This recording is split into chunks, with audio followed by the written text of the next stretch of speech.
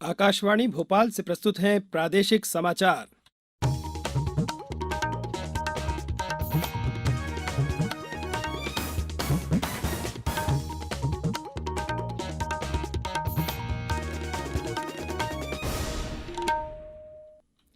नमस्कार, समाचारों के साथ मैं नवनीत चौबे। सबसे पहले एक अपील। कोरोना वायरस के नए स्वरूप ओमिक्रॉन से चिंताएं बढ़ी हैं। श्रोताओं से अपील है कि वे सतर्क रहें और पूर्ण टीकाकरण कराएं। 15 से 18 वर्ष के किशोरों और अन्य लोगों के टीकाकरण में भी मदद करें। सुरक्षित रहने के लिए कृपया इन 3 सरल उपायों का पालन अवश्य करें। मास्क लगाएं, 2 गज की सुरक्षित दूरी बनाए रखें और हाथ और चेहरा साफ रखें। कोविड संबंधी किसी भी जानकारी और मार्गदर्शन के लिए राष्ट्रीय हेल्पलाइन नंबर 011-2397-8046 और 1075 पर संपर्क करें। इस बुलेटिन के समाचार। सबसे पहले मुख्य समाचार। इंदौर में आज शुरू होगा एशिया का सबसे बड़ा सीएनजी प्लांट। प्रधानमंत्री नरेंद्र मोदी करेंगे वर्चुअल लोकार्पण। मध्य प्रदेश व्यावसायिक परीक्षा मंडल का नाम अब मध्य प्रदेश कर्मचारी चयन बोर्ड होगा। केंद्रीय नागरिक उड्डयन मंत्री ज्योतिरादित्य सिंधिया ने शुरू की खजुराहो एवं दिल्ली के बीच हवाई सेवा। और उत्तर प्रदेश के तीसरे और पंजाब के एक ही चरण में होने वाले विधानसभा चुनाव का प्रचार थमा। मतदान कल। अब समाचार विस्तार से। प्रधानमंत्री नरेंद्र मोदी आज इंदौर में गोवर्धन जैव सीएनजी संयंत्र का वीडियो कॉन्फ्रेंस के माध्यम से उद्घाटन करेंगे।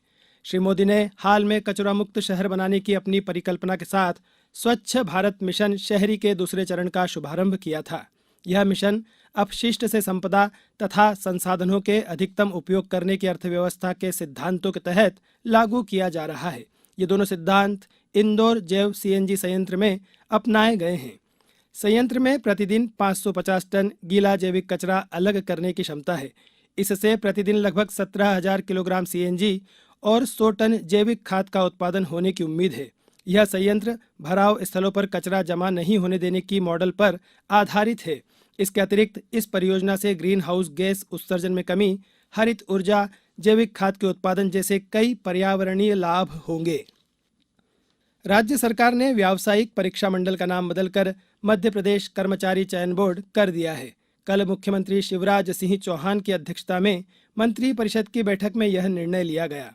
सरकार के प्रवक्ता डॉक्टर नरोत्तम मिश्रा ने बताया कि मध्य प्रदेश कर्मचारी चयन बोर्ड से संबंधित कार्य सामान्य प्रशासन विभाग को सौंपने की स्वीकृति दी गई। इसके पहले तकनीकी शिक्षा विभाग के पास मंडल का संचालन कार्य था। कैबिनेट में प्रस्तावित नर्मदा एक्सप्रेसवे को मध्य प्रदेश में नर्मदा प्रगति पथ के रूप में स्वीकृति दी गई।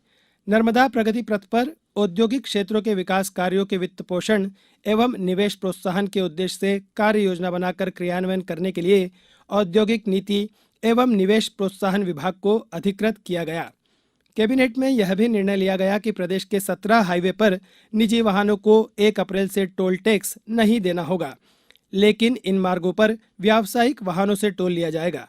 कैबिनेट ने स्टार्टअप को प्रोत्साहित करने के लिए एमपी स्टार्टअप नीति एवं कार्यान्वयन योजना 2022 सह प्रक्रिया एवं दिशा निर्देश का अनुमोदन किया।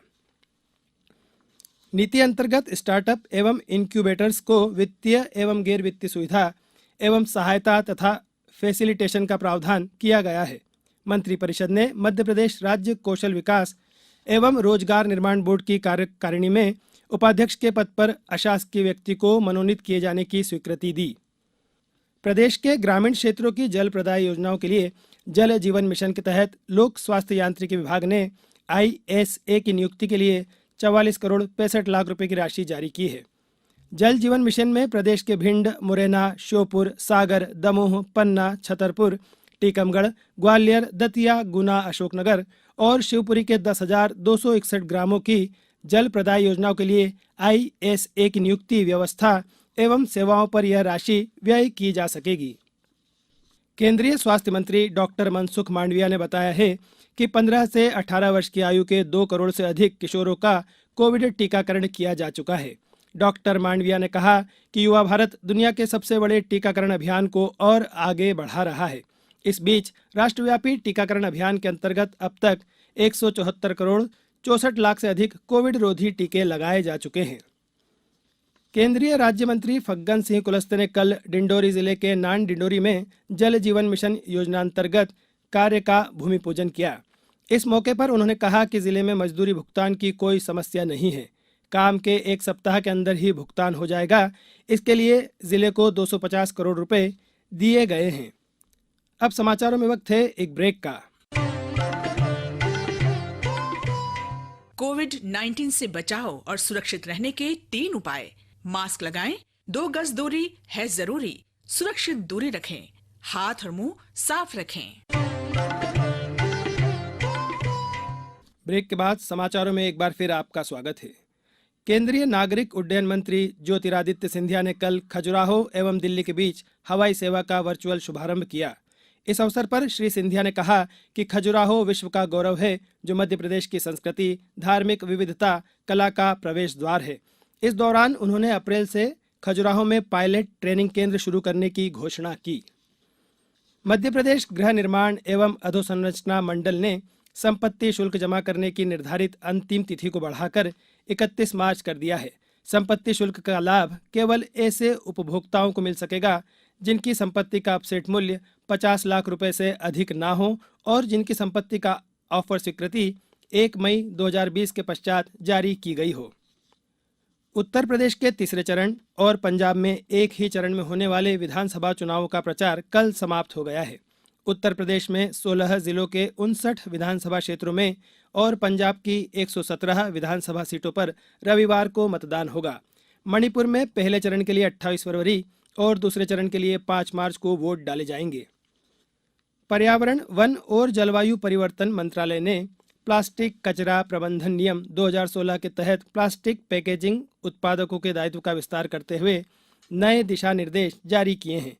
इन दिशा निर्देशों में कम से कम कचरा पैदा करने, उसे इधर उधर न फेंकने और कचरे को अलग अलग रखने के संबंध में कई कदम उठाए गए हैं। सूक्ष्म, लघु और मध्यम उद्यम विभाग द्वारा प्रदेश के युवाओं के लिए स्वयं का उद्योग, सेवा, व्यवसाय स्थापित करने के लिए मुख्यमंत्री उद्यम क्रांति योजना प्रारंभ की गई है।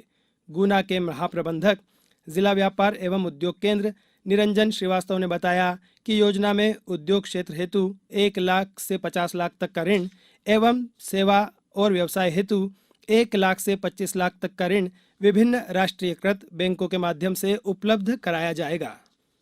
जल संसाधन मंत्री तुलसीराम सिलावट ने यूक्रेन में पढ़ाई कर रहे छात्रों को भारत वापस लाने के लिए केंद्रीय विमानन मंत्री ज्योतिरादित्य सिंधिया से चर्चा की। श्री सिंधिया ने आश्वस्त किया है कि विदेश मंत्रालय से लगातार संवाद जारी है और अनुमति मिलते ही सभी छात्रों को सकुशल वापस लाया जाएगा। गौरतलब है कि यूक्रेन में राज्य के 100 से अधिक छात्र हैं। अब कुछ समाचार संक्षेप में। राज्यपाल मंगू भाई पटेल कल खजुराहो में 48वें नृत्य समारोह का शुभारंभ करेंगे। समारोह 26 फरवरी तक चलेगा। भारत की 3 मैचों की 2020 अंतर्राष्ट्रीय क्रिकेट श्रृंखला के दूसरे मैच में वेस्टइंडीज को 8 रन से हरा दिया है। गुना जिले में कोविड-19 का प्रभाव कम होने के फलस्वरूप भृत्य, चौकीदार, जलवाहक एवं माली भर्ती के लिए 26 एवं 27 फरवरी को साक्षात्कार आयोजित किया गया है। बड़वानी जिले के 4 नगर निकायों में रिक्त पार्षदों के 7 पद हेतु नाम निर्देशन प्रस्तुत करने की अंतिम दिवस तक कुल 22 नामांकन प्राप्त हुए हैं। सतना जिले में रबी विपणन वर्ष 2022 के लिए समर्थन मूल्य पर गेहूं खरीदी के लिए किसानों का पंजीयन 5 मार्च तक किया जाएगा। पंजीयन सभी शासकीय कार्य दिवसों पर निर्धारित खरीदी केंद्रों में किया जा रहा है। बैतूल जिले में आज शिवाजी जयंती समारोह का आयोजन किया जा रहा है। इस बुलेटिन में फिलहाल इतना ही। अंत में एक अपील, हमेशा ध्यान रखें, मास्क और 2 गज की दूरी, हाथ धोना भी है जरूरी। नमस्कार।